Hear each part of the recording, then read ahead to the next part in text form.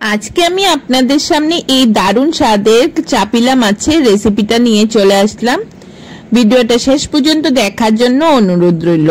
তো এই রেসিপিটা বাড়িতে বানালে যে কেউ খুব পছন্দ করবে, খুবই টেস্টি হয় এই চাপিলা মাছের রেসিপি। তো নমস্কার, আমি মিলিস কিচেন অ্যান্ড ব্লগে আর একটা নতুন রেসিপি দেখার জন্য সবাইকে নিমন্ত্রণ জানানো রইল। তো আজকে আমি কেমন করে বানাচ্ছি এই চাপিলা মাছের রেসিপি দেখে শিখে নিন আপনারা। তো শুরু করা যাক আজকের এই রেসিপিটা। তো দেখুন, বাজার থেকে চাপিলা মাছ এনেছে। তো মাছটাকে আমি কেটে ভালো করে ধুয়ে সাইড করে রেখে দেব। আর এই সেটে আমি একটা কড়াই বসিয়ে দিয়েছি, তেলটাও গরম হয়ে গেছে। এখন কালিজিরা ফোড়নে দিয়ে দিলাম। আর কুচি কুচি করে আমি দুটা বেগুন কেটে নিয়েছি। তো বেগুনটাকে কালিজিরা ফোড়নের উপরে দিয়ে দিলাম। তো বেগুনটাকে একটু হালকা ফ্রাই করে নেব। তো বেগুনটা ফ্রাই করার সময় আমি এখানে 1 চামচ হলুদ আর নুন দিয়ে দেব পরিমাণ মতন। বেগুনের আন্দাজ অনুযায়ী আমি দিয়ে দিলাম 1 চামচ নুন আর অল্প করে হলুদের গুঁড়ো। তো নাড়াচাড়া করে হলুদ আর নুনটাকে বেগুনের সাথে নাড়াচাড়া করে মিশিয়ে নেব। তো দেখুন, নাড়াচাড়া করে হলুদ আর নুনটাকে মিশিয়ে নিয়েছি। এই সেটে আমি মশলার জন্য, মাছের রেসিপিটা বানানোর জন্য মশলা রেডি করে নিয়েছি। মশলাতে নিয়েছি সরষ আর কাঁচা লঙ্কা আর 2-3টা শুকনো লঙ্কা দিয়ে পেস্টটা রেডি করে নিয়েছি। মাছটা ধুয়ে নিয়ে চলে আসলাম। আর মাছটার উপরে আমি সরষ আর কাঁচা লঙ্কা শুকনো লঙ্কার পেস্টটা দিয়ে দিলাম 1 চামচের মতন। আমি হলুদের গুঁড়ো দিয়েছি, 1 চামচ নুন দিয়েছি আর 1 চামচ ছোট চামচে 1 চামচ লাল লঙ্কার গুঁড়ো দিয়ে মাছটাকে এখন ভালো করে মাখিয়ে নেব। একটু টাইম নিয়ে মাছটাকে মাখিয়ে নিতে হবে। আর অল্প করে কাঁচা সরষের তেল আমি এখানে মাছের সাথে অ্যাড করে নেব। তাহলে তেলটা দেওয়ার কারণে আর সরষ আর তেলটার জন্য মাছটা একটু ঝেংঝেং ভাব করবে, তার জন্য তেলটা দিয়েছি। তো এমন করে একটু টাইম নিয়ে মাখিয়ে নিচ্ছি। তো দেখুন, আমার মাছটা মাখানো প্রায় কমপ্লিট হয়ে গেছে। আর আগের থেকে যে আমি এখানে বেগুন ফ্রাই করতে বসিয়ে দিয়েছি, সেই বেগুনটার উপরে কি করব, বেগুনটাকে একটু সাইড করে রেখে আমি সাইড করে বেগুনের তেলটার উপরে আমি মাছটাকে দিয়ে দিচ্ছি। তো মাছটা দিয়ে এমন করে ফ্রাই করে নেব। তো বেশি নাড়াচাড়া করা যাবে না, মাছটা এই সময় ভেঙে যাওয়ার চান্স থাকবে। তার জন্য বেগুনটি উপর দিকে তুলে দিলাম আর মাছটি তেলে উপরে দিয়ে দিলাম। তাতে এমন করে রেখে মাছটিকে ফ্রাই করে নেব।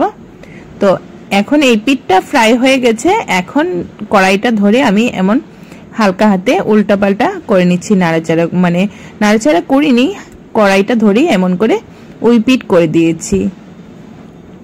তো দেখুন, উই পিঠ করে ফ্রাই করে নিচ্ছি। এমন করেই আমি কড়াইটা ধরে ধরে আমি সব সাইড মাছটার ফ্রাই করে নেব। তো চিনি দিয়ে হালকা করে আমি একটু মাছটিকে ছড়িয়ে দিচ্ছি। তো বন্ধুরা, তোমরা যারা যারা এখন আমার চ্যানেলে এই ভিডিওটি দেখছো কিন্তু আমার চ্যানেলটিকে সাবস্ক্রাইব করনি, প্লিজ আমার চ্যানেলটিকে সাবস্ক্রাইব করে বেল বাটন দাবিয়ে নেবে। তো সবার প্রথম ভিডিওর নোটিফিকেশন পেয়ে যাবে। তো মাছটা আমার প্রায় ফ্রাই করা হয়ে গেছে। এখন কি করব, পরিমাণ মতন জল দিয়ে দিচ্ছি। গেন্ডার জারটা ধুয়ে আমি জল অ্যাড করে দিচ্ছি। তো বেশি জল দেব না, অল্প গায়ে গায়ে করে বানাবো, তো তার জন্য গেন্ডার জারটা অল্প ধুয়ে আমি অল্প জল অ্যাড করেছি জলের জন্য। তো এই করে মাছটা আমি রেখে দেব। তো উতরানি আসা পর্যন্ত মাছটাকে এই করে আমি 5 মিনিটের জন্য একটা ঢাকনা দিয়ে ঢেকে রান্না করে নেব। তো বন্ধুরা, আমার ভিডিওটি দেখে যদি তোমাদের ভালো লেগে থাকে তাহলে তোমাদের পরিবারের সবার সাথে, তোমাদের ফ্রেন্ডসদের সাথে আমার ভিডিওটি শেয়ার করে নেবে। তাহলে সবাই শিখে যেতে পারবে এমন একটা টেস্টি চাপিলা মাছের রেসিপি। তো দেখুন, আমি ঢাকনাটা দিয়ে দিলাম। তো অল্প সময় পর আমি ঢাকনাটা তুলে দেখে নেব। তো দেখুন, আমার মাছের ঝোলটা প্রায় শুকিয়ে এসেছে। তা আরো 2 মিনিটের মতন ঢাকনাটা সরিয়ে আমি এমন করে রান্না করে নেব। তো বেশি নাড়াচাড়া করা যাবে না, মাছটা ভেঙে যাওয়ার চান্স থাকে, তার জন্য হালকা হাতে আমি একটু নাড়াচাড়া করে এই করে আরো 2 মিনিটের মতন রান্না করে নিচ্ছি। আর বন্ধুরা, আমি বলবো যে একবার অন্তত এই মাছের রেসিপিটা আপনারা বাড়িতে বানিয়ে খেয়ে দেখবেন আমার স্টাইলে। আশা করি সবার ভালো লাগবে, খুবই টেস্টি হয় এই মাছের রেসিপিটা। তো দেখুন, আমি 2 মিনিটের মতন রান্না করে নিয়েছি। এই করে আমার আজকের মাছের রেসিপিটা রেডি হয়ে গেছে। তো গ্রেভিটা দেখুন ঘন ঘন এই টেক্সচারে আমার চাই। তো এই টেক্সচারে হয়ে গেছে। এখন এটাকে নামিয়ে নিচ্ছি। তো নামিয়ে আপনাদেরকে ফাইনাল লুকটা দেখাচ্ছি কেমন হয়েছে। খুব লোভনীয় না, সত্যি বন্ধুরা খেতে কিন্তু খুব দারুণ লাগে। একবার অন্তত ট্রাই করবেন, আর ট্রাই করে আমাকে কিন্তু কমেন্ট করতে ভুলবেন না, আমি আপনাদের কমেন্টের অপেক্ষা থাকবো। তো বন্ধুরা আজকে আমি এখানে বিদায় নেব, কালকে আরেকটা নতুন রেসিপি নিয়ে আপনাদের সামনে ফিরে চলে আসবো। ততক্ষণ পর্যন্ত আপনারা ভালো থাকবেন, সুস্থ থাকবেন, আমার সাথে থাকবেন, আর আমার চ্যানেলে প্রতিটা ভিডিও দেখে নেবেন প্লিজ। আর আমার চ্যানেলে ভিডিওটি দেখে যদি আপনাদের ভালো লেগে থাকে তাহলে আমার চ্যানেলটাকে সাবস্ক্রাইব করে লাইক কমেন্ট শেয়ার করতে ভুলবেন না।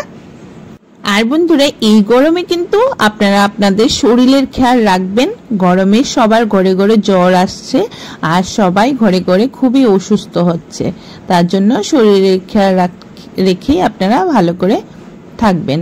তো বন্ধুরা আজকে এখানে বিদায় নিলাম, ভিডিওটা শেষ পর্যন্ত দেখার জন্য অসংখ্য ধন্যবাদ। সবাই ভালো থাকবেন, সুস্থ থাকবেন, আবার দেখা হচ্ছে নতুন আরেকটা ভিডিও নিয়ে। তাহলে টাটা, বাই বাই, আবার দেখা হবে।